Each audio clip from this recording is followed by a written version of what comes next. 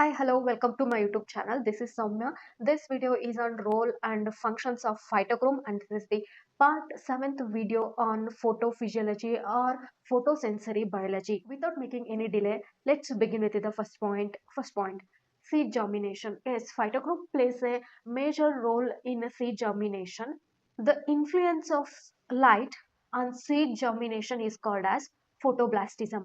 If I have to give more information on photoblastism, photoblastism is of three types. First one is positive photoblastism, second one is negative photoblastism, third one is non-photoblastism. Positive photoblastic seeds ide, negative photoblastic seeds ide, and non-photoblastic seeds ide. Okay, these are the three types of photoblastism. Photoblastism ಅಂದ್ರೆ ಏನು? Seed germination ಆಗುತ್ತೆ. So seed germination ಆಗಕ್ಕೆ light ಬೇಕು, ಅದನ್ನ ನಾವು photoblastism ಅಂತೀವಿ.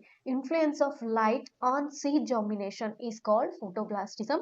I repeat once again, and photoblastism is of three types: positive, negative, and non-photoblastic seeds. Example, lettuce seeds. ಇವಾಗ ನೋಡೋಣ ಯಾವ ತರ ಈ ಫೈಟೋಕ್ರೋಮು ಮೇಜರ್ ರೋಲ್ ಇದೆ ಫೋಟೋಬ್ಲಾಸ್ಟಿಸಮ್ ಆಗಕ್ಕೆ ಅಂತಂದು ಹೇಳ್ಬಿಟ್ಟು. See we know that red light apply ಮಾಡಿದಾಗ ಪಿ ಆರ್ ಇದ್ದಿದ್ದು ಪಿ ಎಫ್ ಆರ್ ಕನ್ವರ್ಟ್ ಆಗುತ್ತೆ. ಫಾರ್ ರೆಡ್ ಲೈಟ್ ನ ಅಪ್ಲೈ ಮಾಡಿದಾಗ ಪಿ ಎಫ್ ಆರ್ ಇದ್ದಿದ್ದು ಪಿ ಆರ್ ಆರ್ ಕನ್ವರ್ಟ್ ಆಗುತ್ತೆ ಅಲ್ವಾ. ರೆಡ್ ಲೈಟ್ ನ ಅಪ್ಲೈ ಮಾಡಿದಾಗ it promotes the seed germination in lettuce. So ಇದರಿಂದ ನಮ್ಗೆ ಏನ್ ಗೊತ್ತಾಗುತ್ತೆ? The P F O form of phytochrome promotes seed germination. So ಇವಾಗ ನೋಡಿ ಪಿ ಆರ್ ಇದೆ, ರೆಡ್ ಲೈಟ್ ನ ಅಪ್ಲೈ ಮಾಡ್ತಾ ಇದ್ದೀರಾ, ಓಕೆ, ಪಿ ಎಫ್ ಆರ್ ಆಗಿ ಕನ್ವರ್ಟ್ ಆಯ್ತು. ರೆಡ್ ಲೈಟ್ ನ ಅಪ್ಲೈ ಮಾಡೋದ್ರಿಂದ ಪಿ ಆರ್ ಇದ್ದು ಪಿ ಎಫ್ ಆರ್ ಆಗಿ ಕನ್ವರ್ಟ್ ಆಯ್ತು. ಇದರಿಂದ ಏನಾಗುತ್ತೆ? ರೆಡ್ ಲೈಟ್ ಅಪ್ಲೈ ಮಾಡೋದ್ರಿಂದ ಸೀಡ್ ಜರ್ಮಿನೇಷನ್ ಪ್ರಮೋಟ್ ಮಾಡ್ತಾ ಇದೆ. ಬಟ್ ಇಲ್ಲಿ ಫಾರ್ಮ್ ಯಾವ್ದಾಗುತ್ತೆ? ರೆಡ್ ಲೈಟ್ ಅಪ್ಲೈ ಮಾಡಿದಾಗ ಯಾವ್ದು ಕನ್ವರ್ಟ್ ಆಗುತ್ತೆ? P F R form. So P F R form ಏನು? It promotes the seed germination. Concentrate exam ಅಲ್ಲಿ ಕ್ವಶನ್ ಕೇಳಿದಾಗ ಕನ್ಫ್ಯೂಷನ್ ಆಗುತ್ತೆ. ಸೊ ರೆಡ್ ಲೈಟ್ ನ ಅಪ್ಲೈ ಮಾಡಿ ಸೀಡ್ ಜರ್ಮಿನೇಷನ್ ಪ್ರಮೋಟ್ ಮಾಡುತ್ತೆ. ಯಾವ ಫಾರ್ಮು ಸೀಡ್ ಜರ್ಮಿನೇಷನ್ ಪ್ರಮೋಟ್ ಮಾಡುತ್ತೆ ಅಂದ್ರೆ ಕನ್ಫ್ಯೂಸ್ ಆಗ್ಬಿಡ್ತೀರಾ. ಪಿ ಆರ್ ಅಂತ ಹೇಳ್ತೀರಾ. No, it is P F R. Red light ನ ಪಿ ಆರ್ ಗೆ ರೆಡ್ ಲೈಟ್ ನ ಅಪ್ಲೈ ಮಾಡ್ತೀರಾ ನೀವು, ಅದು ಪಿ ಎಫ್ ಆರ್ ಆಗಿ ಕನ್ವರ್ಟ್ ಆಗುತ್ತೆ. So here P F R is going to promote the seed germination. Okay, ಇವಾಗ ಮತ್ತೆ ಫಾರ್ ರೆಡ್ ಲೈಟ್ ನ ಅಪ್ಲೈ ಮಾಡ್ತೀರಾ. ಯಾವ್ದಕ್ಕೆ? ಪಿ ಎಫ್ ಆರ್ ಗೆ. But actually this far red light is going to inhibit the seed germination because P F ಇಲ್ಲೇನಾಗುತ್ತೆ? P F for red light ನ apply ಮಾಡಿದಾಗ ಯಾವ್ದಕ್ಕೆ ಅಪ್ಲೈ ಮಾಡ್ತೀರಾ? P F R. P F R ಏನಾಗಿ convert ಆಗುತ್ತೆ? P R ಆಗಿ convert ಆಗುತ್ತೆ. So P R ಆಗಿ ಕನ್ವರ್ಟ್ ಆದ್ರೆ ಅದು ಸೀಡ್ ಜರ್ಮಿನೇಷನ್ ಪ್ರಮೋಟ್ ಮಾಡುತ್ತಾ?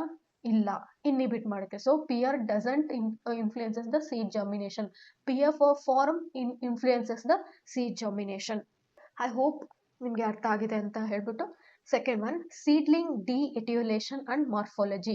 ಈ ಸೆಕೆಂಡ್ ಪಾಯಿಂಟ್ ನ ಅರ್ಥ ಮಾಡ್ಕೋಬೇಕು ಅಂದ್ರೆ ಸ್ವಲ್ಪ ಬೇಸಿಕ್ ನ ತಿಳ್ಕೊಬೇಕಾಗುತ್ತೆ. ನಿಮಗೆ ಆಲ್ರೆಡಿ ಗೊತ್ತಿದ್ರೆ it is well and good, but I would like to explain the basic ನಾವು, because it will give a better understanding. ಇಲ್ಲಾಂದ್ರೆ ಸುಮ್ಮನೆ ವಿಡಿಯೋ ನೋಡ್ಕೊಂಡು ಹೋಗ್ತೀರಾ. ಆಕ್ಚುಲಿ ನೀವು ಎಫರ್ಟ್ ಹಾಕ್ಬೇಕು ಬೇಸಿಕ್ಸ್ ನ ತಿಳ್ಕೊಳಕ್ಕೆ. ಅವಾಗ ನಿಮ್ಗೆ ನಾನು ಏನು ಹೈಯರ್ ಲೆವೆಲ್ ಎಕ್ಸಾಮ್ ಕ್ರ್ಯಾಕ್ ಮಾಡಕ್ಕೆ ಹೇಳಕ್ ಟ್ರೈ ಮಾಡ್ತೀನಲ್ವಾ, ಅದು ನಿಮ್ಗೆ ಈಸಿ ಆಗುತ್ತೆ. ಬಟ್ ಸ್ಟಿಲ್ ನಾನು ಯಾವ ತರ ಎಫರ್ಟ್ ಆಗ್ತಾ ಇದ್ದೀನಿ ಅಂದ್ರೆ ನಿಮ್ಗೆ ಬೇಸಿಕ್ ಜೊತೆಗೇನೆ ಈ ಎಕ್ಸಾಮ್ ಸಿಲೆಬಸ್ ಜೊತೆಗೇನೆ ಬೇಸಿಕ್ನು ಹೇಳ್ತಾ ಹೋಗ್ತೀನಿ, ಬಿಕಾಸ್ ನಿಮಗೆ ಅರ್ಥ ಆಗ್ಲಿ ಅಂತ. Hope this is going to help you. But ನಿಮ್ಮ ರೆಸ್ಪಾನ್ಸಿಬಿಲಿಟಿ ಏನು ಅಂದ್ರೆ ಎರಡನ್ನೂ ನೀವು ನೆನ್ಪಿಟ್ಕೋಬೇಕಾಗುತ್ತೆ. ಎಕ್ಸ್ಪೆಷಲಿ ಬೇಸಿಕ್ ಅಂತೂ ತುಂಬಾನೇ ಇಂಪಾರ್ಟೆಂಟ್. ಅದು ಸ್ಟ್ರಾಂಗ್ ಆಗಿದ್ರೆ ನಿಮ್ಗೆ ಹೈಯರ್ ಕಾನ್ಸೆಪ್ಟ್ಗಳು ತುಂಬಾ ಚೆನ್ನಾಗಿ ಅರ್ಥ ಆಗುತ್ತೆ. ಓಕೆ, ಪಾಯಿಂಟ್ ನಿಮ್ಗೆ ಅರ್ಥ ಆಗ್ಲಿ ಅಂತ ಒಂದ್ ಸ್ವಲ್ಪ ಬೇಸಿಕ್ ನ ಹೇಳ್ತೀನಿ.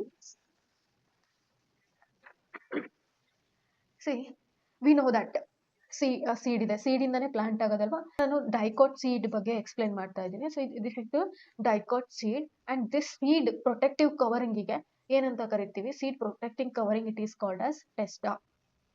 Outer protective covering is called as testa. Seed coat ಅಂತಾನು ಹೇಳ್ಬೋದು. ಅಂಡ್ ಈ ಸೀಡ್ ನ ಏನ್ ಮಾಡ್ತೀರಾ ನೀವು? ಹೊಲದಲ್ಲಿ ಫಾರ್ಮಿಂಗ್ ಮಾಡ್ಬೇಕಂದ್ರೆ ಸೀಡ್ ನೇ ಅಲ್ವಾ ನೀವು ಹೊಲದಲ್ಲಿ ಹಾಕೋದು. ಅದು ಏನಾಗುತ್ತೆ ಆಮೇಲೆ ಎಂಬ್ರಿಯೋ ಆಗಿ ಕನ್ವರ್ಟ್ ಆಗುತ್ತೆ, ರೈಟ್? ಇಲ್ಲಿ ನಾನು ಇವಾಗ ಸೀಡ್ ಎಂಬ್ರಿಯೋ ಡ್ರಾ ಮಾಡ್ತಾ ಇದ್ದೀನಿ.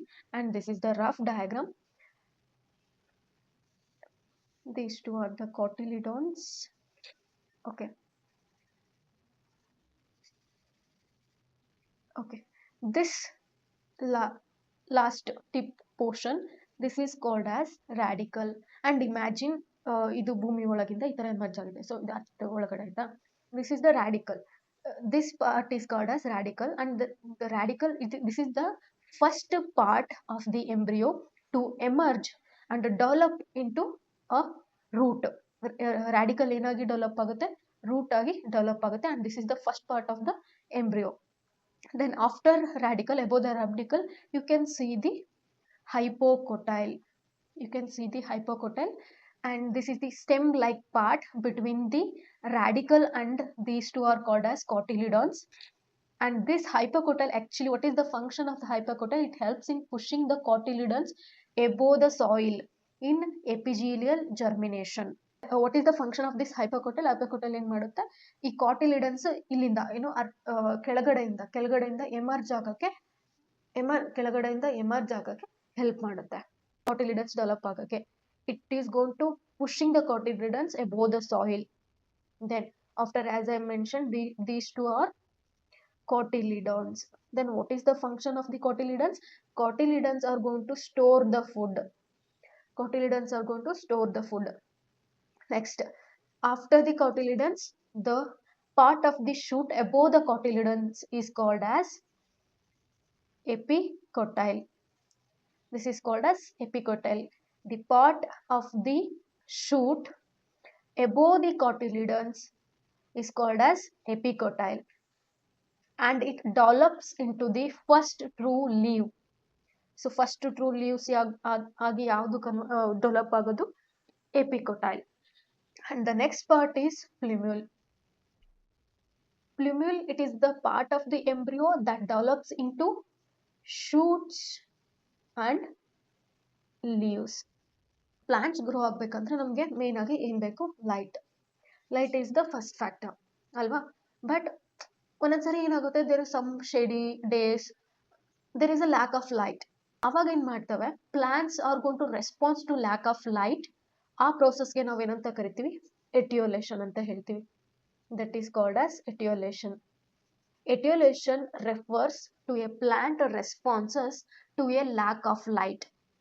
ಲೈಟ್ ಇಲ್ದಾಗ ಪ್ಲಾಂಟ್ಸ್ಗಳು ಏನಾಗ್ಬಿಡ್ತವೆ, ದೇ ಹ್ಯಾವ್ ಟು ಸರ್ವೈವ್ ಅಲ್ವಾ, ಥ್ರೈವ್ ಟು ಸರ್ವೈವ್. ಆದ್ರೆ ಏನಾಗುತ್ತೆ, ಲ್ಯಾಕ್ ಆಫ್ ಲೈಟ್ ಇರೋದ್ರಿಂದ there is a lack of essential conditions. So because of that, plants become pale, weak, and just it is going to elongated, long agi beliyutte. This is because insufficient light. Because of insufficient light, so there is a lack of chlorophyll as well, and there is, you can see the long stems. Okay, these are the characters of the plant which shows the etiolation. And the second concept is de-etiolation. De-etiolation. See, de-etiolation is easy. Yakendra, it is a process by which a plant recovers from etiolation. ಈ etiolation ಇಂದ plant recover ಆಗುತ್ತೆ. ಅದನ್ನ ನಾವೇನಂತ ಹೇಳ್ತೀವಿ, de-etiolation ಅಂತ ಹೇಳ್ತೀವಿ. ಯಾಕೆ ಅಂದ್ರೆ you are going to provide enough light. You are going to provide enough light means sufficient light na ನೀನು ಪ್ರೊವೈಡ್ ಮಾಡ್ತೀಯಾ. ಅದರಿಂದ ಏನಾಗುತ್ತೆ, ಡ್ಯೂರಿಂಗ್ ಡಿ-ಎಟಿಲೇಷನ್, ಒಂದು ಪ್ಲಾಂಟ್ ಇವಾಗ ನಾವು ಇಮ್ಯಾಜಿನೇಷನ್ ಮಾಡ್ಕೊಂಡ್ರೆ ಅದು ಎಟಿಯೋಲೇಟ್ ಆಗ್ತಿದೆ ಅಂದ್ರೆ ಅದಕ್ಕೆ ನೀವು ಡಿ-ಎಟಿಲೇಟ್ ಮಾಡಬೇಕು ಅಂದ್ರೆ ಎನಫ್ ಸಫಿಶಿಯಂಟ್ ಲೈಟ್ ಕೊಡಬೇಕು. ಅದರಿಂದ ಏನಾಗುತ್ತೆ, ಕ್ಲೋರೋಫಿಲ್ ಡೆವಲಪ್ ಆಗುತ್ತೆ, ಸ್ಟೆಮ್ಸ್ಗಳು ಸ್ಟ್ರೆಂಥನ್ ಆಗುತ್ತೆ, ಆಮೇಲೆ ಬ್ರಾಡರ್ ಲೀವ್ಸ್ಗಳು ಡೆವಲಪ್ ಆಗುತ್ತೆ. All these characters will be visible in de-etiolation process. That's about the basic. We will learn the second point now. First point, phytochrome promotes. First point, phytochrome promotes transition from scotomorphogenesis to photomorphogenesis. ಇದನ್ನ ನಾವು in detail ಆಗಿ ಕಲ್ತಿದೀವಿ. ಫೈಟೋಕ್ರೋಮ್ signalling pathway ನಲ್ಲಿ in detail ಆಗಿ ಕಲ್ತಿದೀವಿ. ಯಾವೆಲ್ಲ transcription factors, ಯಾವೆಲ್ಲ proteins ಯಾವ ತರ ಆಗುತ್ತೆ ಅಂತಂದು ಹೇಳ್ಬಿಟ್ಟು, ನೀವು ಅದನ್ನ ನೋಡಿಲ್ಲ ಅಂದ್ರೆ ಆ ವಿಡಿಯೋನ ನೋಡಿ. ಅದು ತುಂಬಾ ಇಂಪಾರ್ಟೆಂಟ್ ಆಗಿರ್ತಕ್ಕಂಥ video for the examination. This going to promotes the transition from scotom means dark ಅಲ್ಲಿ ಆಗ್ತಕ್ಕಂಥ ಪ್ರೋಸೆಸ್ ನ ಲೈಟ್ ಅಲ್ಲಿ ಆಗೋ ತರ ಮಾಡುತ್ತೆ. Okay, this actually includes slightly de-etiolation. So etiolation ಅಂತ ಹೇಳಿದೆ, ಎಟಿಲೇಷನ್ ಅಂದ್ರೆ ಡಾರ್ಕ್, ಲ್ಯಾಕ್ ಆಫ್ ಲೈಟ್. ಅದು ಡಿ-ಎಟಿಲೇಷನ್ ಅಂದ್ರೆ you are going to provide enough light. ಈ ಫೈಟೋಕ್ರೋಮು ಏನು ಡಿ-ಎಟಿಲೇಷನ್ಗೆ ಪ್ರಮೋಟ್ ಮಾಡುತ್ತೆ. ಈ ಪ್ರೋಸೆಸ್ ಅಲ್ಲಿ ಯಾವೆಲ್ಲ ಇನ್ಕ್ಲೂಡ್ ಇದೆ? This process involves inhibition of hypocotyl elongation. ಇವಾಗಿನ ಡಯಾಗ್ರಾಮ್ ಅಲ್ಲಿ ನಿಮಗೆ ಎಕ್ಸ್ಪ್ಲೇನ್ ಮಾಡಿದ್ರೆ ಹೈಪೋಕೋಟೈಲ್ ಎಲಾಂಗೇಷನ್ ಆಗೋದು, ದಿಸ್ ಹೈಪೋಕೋಟೈಲ್ ಎಲಾಂಗೇಷನ್ ಆಗೋದನ್ನ ಇನ್ಹಿಬಿಟ್ ಮಾಡುತ್ತೆ. ಓಕೆ, ಈ ಹೈಪೋಕೋಟೈಲ್ ಏನೇನು? ಸ್ಟೆಮ್ ಅಲ್ವಾ? ಇದು ಹೈಪೋಕೋಟೈಲ್ ಏನಾಗಿ ಡೆವಲಪ್ ಆಗುತ್ತೆ? ಸ್ಟೆಮ್ ಆಗಿ ಡೆವಲಪ್ ಆಗುತ್ತೆ. If it is plant is etiolated ಆಗಿರೋ ಪ್ಲಾಂಟ್ ಆಗಿದ್ರೆ ಇದ್ರ ಸ್ಟೆಮ್ ಏನಾಗಿರುತ್ತೆ? ಲಾಂಗ್ ಆಗಿರುತ್ತೆ, ಎಲಾಂಗೇಟೆಡ್ ಸ್ಟೆಮ್ ಅಂತ ಹೇಳಿದ್ದೆ. ಬಟ್ ನೀನ್ ಇವಾಗ ಏನ್ ಮಾಡ್ತಾ ಇದೀಯಾ? ಡಿಎಟಿಯೋಲೇಷನ್ ಮಾಡ್ತಾ ಇದೀಯ. ಡಿಎಟಿಯೋಲೇಷನ್ ಮಾಡ್ತಾ ಇರೋದು ಮಾಡಕ್ ಯಾವ್ದು ಹೆಲ್ಪ್ ಆಗ್ತಾ ಇರೋದು? ಫೈಟೋಕ್ರೋಮ್ ಹೆಲ್ಪ್ ಮಾಡ್ತಾ ಇದೆ. ಇದೇನ್ ಮಾಡುತ್ತೆ? ಹೈಪೋಕೋಟೈಲ್ ಸ್ಟೆಮ್ ಎಲಾಂಗೇಟೆಡ್ ಆಗ್ಬಾರ್ದು. ಸೊ ಇದನ್ನ ಇನ್ಹಿಬಿಟ್ ಮಾಡುತ್ತೆ, ಹೈಪೋಕೋಟೈಲ್ ಎಲಾಂಗೇಟ್ ಆಗ್ಲಿದ್ದಂಗೆ. ಯಾವುದು? Phytochrome. Okay, and also it helps in opening of cotyledons. So cotyledons ಅಂದ್ರೆ ಏನು? ಕಾಟಿಲಿಡನ್ಸ್ ಅಂದ್ರೆ nothing but these are going to store the food, right? Cotyledons are going to store the food. Cotyledons ನ ಏನು ಹಿಂಗ್ open ಆಗಕ್ಕೆ, ಇದು ಹಿಂಗ್ fold ಆಗಿರುತ್ತಲ್ಲ, ಹಿಂಗ್ ಓಪನ್ ಆಗಕ್ಕೆ ಹೆಲ್ಪ್ ಮಾಡುತ್ತೆ. And it also unbending of epicotyl hook and hypocotyl hook.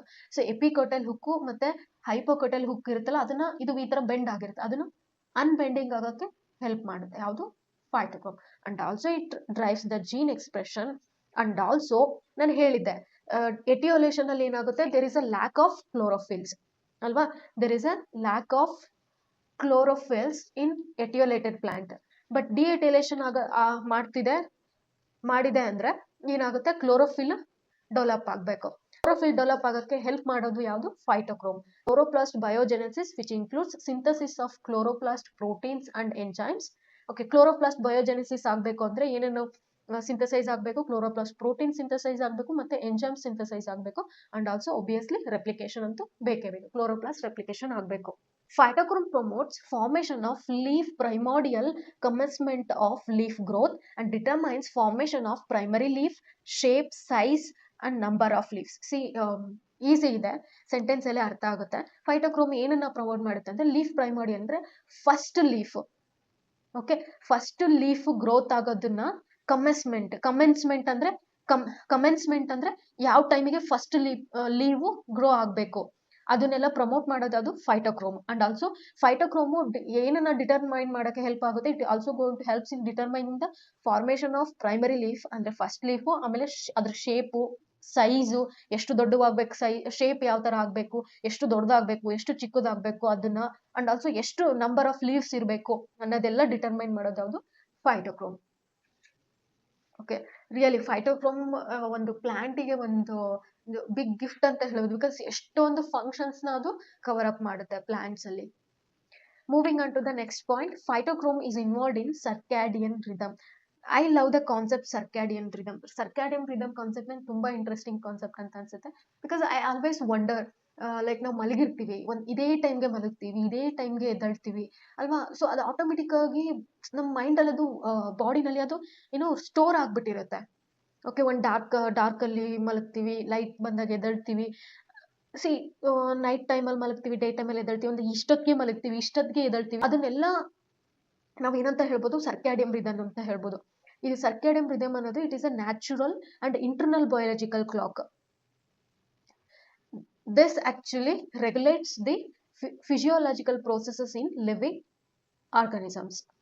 In case of plants, it is going to regulate photosynthesis, stomatal opening, hormone production and flowering. Circadian rhythm ಆಗಬೇಕು ಅಂದ್ರೆ jeans ಇರಬೇಕಲ್ವಾ? So ಆ ಜೀನ್ಸ್ಗೆ ಏನಂತ ಕರೀತಾರೆ? Clock jeans ಅಂತ ಕರೀತಾರೆ. These are controlled by clock genes and influenced by light receptors.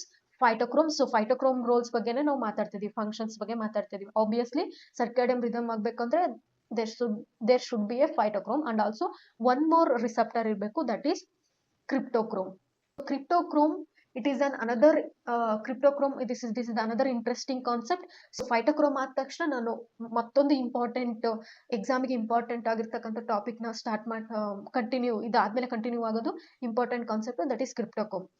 ಸರ್ಕ್ಯಾಡಿಯಂ rhythm ಆಗಬೇಕು ಅಂದ್ರೆ phytochrome ಮತ್ತೆ ಕ್ರಿಪ್ಟೋಕ್ರೋಮ್ ಬೋತ್ ಇರಬೇಕು, ಇವೆರಡರಿಂದ ಇನ್ಫ್ಲುಯೆನ್ಸ್ ಆಗುತ್ತೆ. Next, phytochrome entrains biological clock to red light. So phytochrome entrains ಅಂದ್ರೆ means it enters biological clock to red light ನೇ help ಆಗೋದು. Okay, next phytochrome induces photoperiodic flowering. Photoperiodic flowering ಆಗಬೇಕು ಅಂದರೆ obviously ಏನಿರಬೇಕು, ಫೈಟೋಕ್ರೋಮ್ ಇರಬೇಕು. Photo periodic flowering ಅಂದ್ರೆ ಏನು? There is one more interesting concept and also important for the exam. Photoperiodism ಮೇಲೆ questions ಬಂದೇ ಬರುತ್ತೆ. ಅದ್ರ ಮೇಲೆ ವಿಡಿಯೋ ಮುಂದಿನ ದಿನಗಳಲ್ಲಿ ವಿಡಿಯೋ ಮಾಡ್ತೀನಿ. ಬಟ್ ಇಲ್ಲಿ ಫೈಟೋಕ್ರೋಮ್ ಏನು, it is going to induce photoperiodic flowering. ಇದನ್ನ ಅರ್ಥ ಜಸ್ಟ್ ಒಂದ್ ಸ್ವಲ್ಪ ಬೇಸಿಕ್ ನಾ ಎಕ್ಸ್ಪ್ಲೈನ್ ಮಾಡ್ಬಿಡ್ತೀನಿ. ಡ್ಯೂರಿಂಗ್ ಡೇ ಲೈಟ್ ಅಲ್ಲಿ ಏನಾಗುತ್ತೆ, during daylight red light activates phytochrome which is going to convert the PR to PFR, which is going to signals the circadian clock to align with the light cycle. At night ಏನಾಗುತ್ತೆ, PFR ಇದ್ದು gradual ಆಗಿ PR ಆಗಿ convert ಆಗುತ್ತೆ. It helps the plant to track the day length ಅಲ್ವಾ. How wonderful is the mechanism here. See, ಇದು day length track ಆಗಕ್ಕೆ help ಮಾಡುತ್ತೆ. ಯಾವ ತರ? It means the plants uses phytochrome to measure how long the day and night are, and it is going to allowing them to adjust their growth and flowering accordingly. This process is called as photoperiodism. Okay, ಹಾಗಾದ್ರೆ ನಾವು there will be one doubt. ಹೇಗೆ madam, ಹೆಂಗೆ measure ಮಾಡ್ತೇವೆ?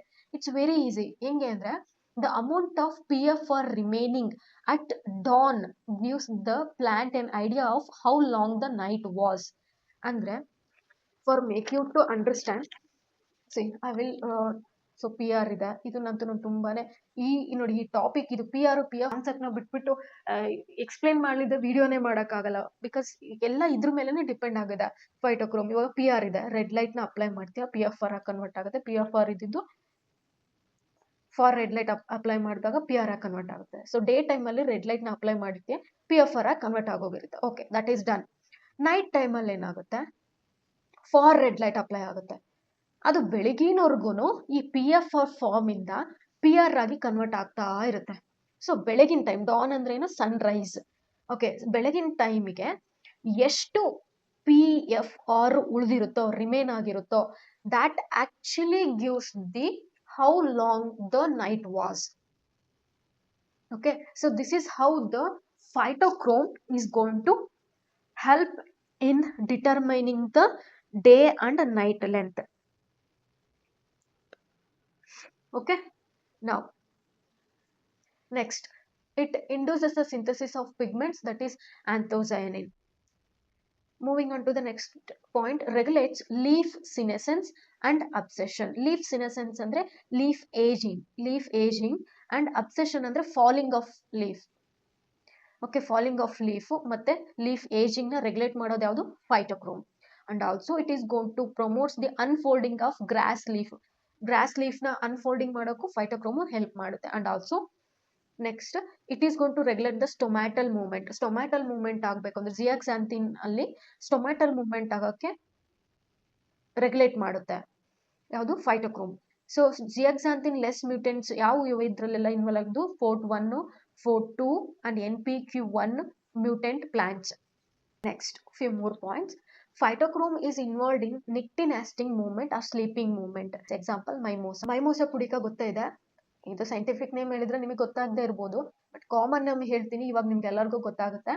That is touch me not plant. ಇದ್ರ ಜೊತೆ ಅಂತೂ ತುಂಬಾನೇ ನೀವು ನೋಡಿರ್ತೀರಾ, ಅದ್ರ ಜೊತೆ ಆಟ ಕೂಡ ಆಡಿರ್ತೀರಾ. ಇದು ಯಾವ ತರ ಮೂವ್ಮೆಂಟ್ ಆಗುತ್ತೆ, ಇದು ಆಗಕ್ಕೆ ಏನ್ ಕಾರಣ ಅಂತ ಯಾವತ್ತಾದ್ರೂ ಯೋಚನೆ ಮಾಡಿದ್ರ? This is because of phytochrome involvement. Phytochrome ಏನ್ ಮಾಡುತ್ತೆ, ನೈಟ್ ನಿಕ್ಟಿ ಅಂದ್ರೆ ನೈಟ್ ಟೈಮ್ ಅಲ್ಲಿ ಆಗುತ್ತೆ. Flowers and leaves are going to close at night and it is going to open in the morning. That is called as nictinating movement, or you can say sleeping movement. And also this phytochrome is involved in phototactic movement. Phototactic and photo means light. ಇಲ್ಲಿ night dark, ಅದ್ರ movement ಅಲ್ಲೂ involve ಆಗಿದೆ, light movement ಅಲ್ಲಿ ಕೂಡ involve ಆಗಿದೆ. movement of chloroplast in red light. Okay, especially light anta bandaga red light in algae called as in the algae Maugeotia. Moving on to the last point here, plants can sense their neighboring plants and can sense shading by them. See, idu nodi, idu ಎಷ್ಟು interesting point ಇದೆ, wonderful ಅನ್ಸುತ್ತೆ ಕೇಳಕ್ಕೆ. ಇವಾಗ ಒಂದು plant ಇದೆ, okay, ಇದು ಒಂದು plant ಅನ್ಕೊಳ್ಳಿ, ಇದ್ರ ಪಕ್ಕ ಇನ್ನೊಂದು ಪ್ಲಾಂಟ್ ಇದೆ ಅಂದ್ರೆ ಅದನ್ನ ಸೆನ್ಸ್ ಮಾಡುತ್ತಂತೆ ಅದು. ಫೀಲ್ಸ್ ವಂಡರ್ ಅಲ್ವಾ. one plant, it is going to sense the neighboring plant. ಈ ಪ್ಲಾಂಟ್ ಇಂದ ಇದು ಇದು ಇದು ದೊಡ್ಡದಾಗಿರುತ್ತಲ್ವ, ಇದಕ್ಕೆ ಶೇಡ್ ಆಗುತ್ತೆ. ಆ ಶೇಡಿಂಗ್ ಕೂಡ ಸೆನ್ಸ್ ಮಾಡುತ್ತೆ. ಯಾವ ತರ ಇನ್ ಶೇಡಿಂಗ್ ಅಲ್ಲಿ ಏನಾಗುತ್ತೆ, the red light and far red light ratio ಏನಾಗುತ್ತೆ, ಲೋ ಇರುತ್ತೆ. ಯಾಕೆಂದ್ರೆ that means that red light less ಇರುತ್ತೆ, ಅಂದ್ರೆ ಲೈಟ್ ರೆಡ್ ಲೈಟ್ ಲೆಸ್ ಇರುತ್ತೆ and far red light more ಇರುತ್ತೆ. ಓಕೆ, ಅದಕ್ಕೆ ಇದ್ರ ರೇಷಿಯೋ ಏನು ಲೋ ಆಗುತ್ತೆ. This actually regulates this phytochrome to response and leads to stem elongation to avoid the shading. So that's about this video. In the next video I'm going to talk about cryptochrome. I'm hoping this video is going to help you all. If you like this video, please do share and subscribe, so that will encourage me to do more. Thank you.